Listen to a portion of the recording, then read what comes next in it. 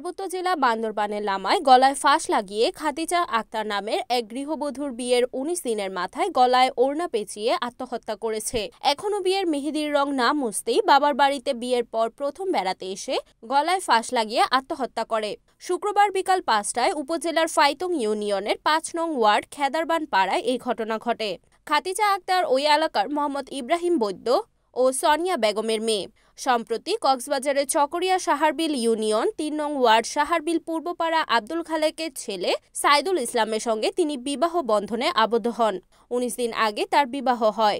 বিয়ের পর প্রথম বাবার বাড়িতে এসে এই ঘটনা ঘটে। জানা যায় খাদিজা গত বুধবার বাবার বাড়িতে বেড়াতে আসেন। কেন গলায় ফাঁস লাগিয়ে আত্মহত্যা করেছে এখনো কেউ জানে না বলে জানান। নিহতের লাশ উদ্ধারে ফাইতং ফাঁড়ির পুলিশ ঘটনাস্থলে উপস্থিত হয়।